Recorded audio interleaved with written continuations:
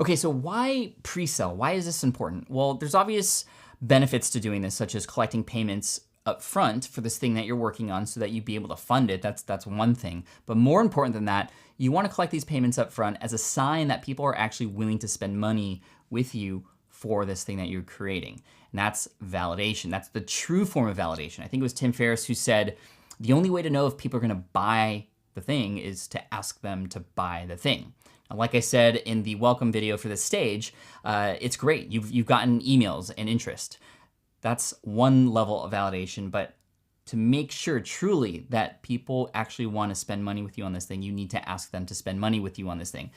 At this stage, you're not trying to make $1 billion, right? You just want to know if people are willing to pay even just a little bit, because that transaction is a sign that they trust you and that they want this thing that you're working on. So, like I said earlier, even if you don't get customers, it's still gonna be great feedback for you. But let me talk a little bit about the history of this. The first time I heard about validation was actually through Tim Ferriss, who wrote the 4-Hour Workweek. And this was as the internet was sort of getting started and people were starting to make money online in different ways.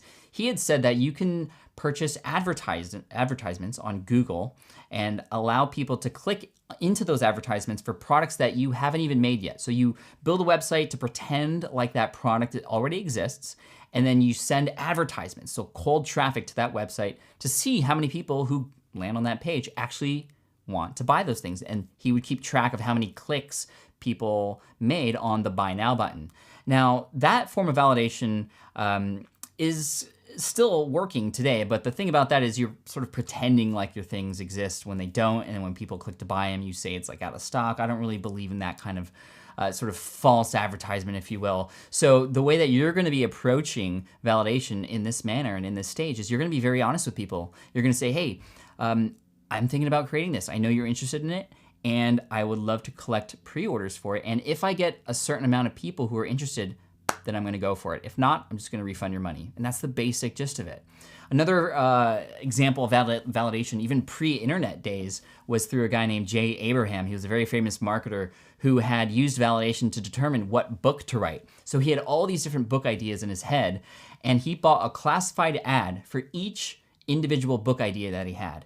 And he began to collect orders for each of them, even before the books were even started. This was just to help him understand which book idea was the one that got most people excited.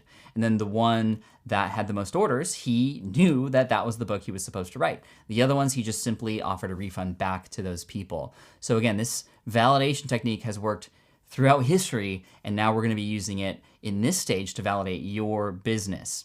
Now, there are different kinds of validation that you may have already experienced in the past, depending on what kind of product. I think this is gonna be a good example for you, depending on what kind of business structure that you have, service, or product, or information, or anything like that.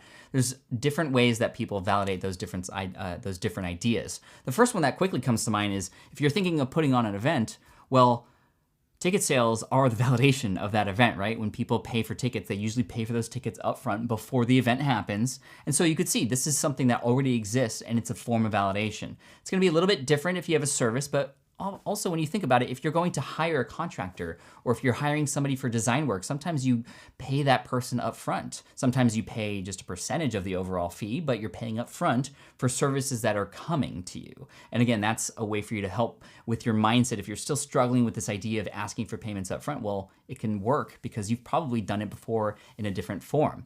Now, if you have a product idea, you're creating a course or something like that, for example, well, you might remember that I had talked about that this course, when I first launched it, was actually validated through this process as well. I had asked to see who was interested by asking for payment of, I think it was $197 at the start, and I just was curious to see who was interested. And luckily, the customers came in, which told me that this was a course that I should build, and I built this along with the founding students who have gone through this, which is great. So if you're thinking about creating a course, the best practice is to, before you even create it, get customers first, and then you can work with those people as you're creating the course. And of course, because you have customers, you're gonna be very motivated, but you're gonna know that this is something that you should create. So those are just a few different examples of businesses that pre-sell, or kinds of businesses and how pre-selling and collecting pre-orders can work. Some of you may even heard of the website called Kickstarter, and there's a lot of other ones like that called Indiegogo or GoFundMe, but Kickstarter is a great example. If you go to kickstarter.com right now, all of those businesses that are being launched there, maybe not all, but most of those things that are being pitched there don't even exist yet. They're ideas.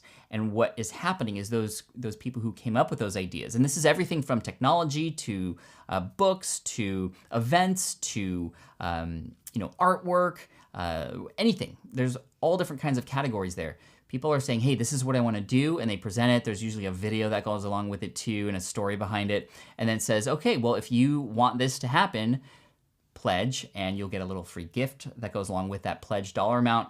But then they try to raise enough money beforehand to say, okay, green light, let's go and build this thing.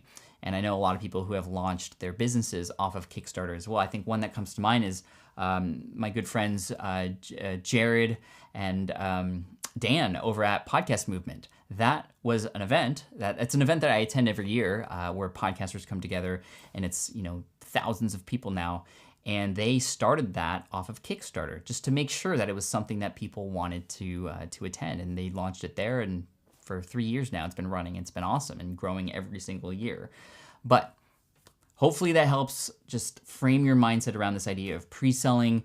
And in the next video, I'm going to share with you a specific template that you can use that you'll send to your existing email interest list. And it's going to be pretty easy. So I'll walk you through the process and why we say certain things. And hopefully it's going to make you feel even more comfortable with this idea, because it is truly powerful and one that can be really beneficial with the start of your business journey here. So hopefully that all makes sense.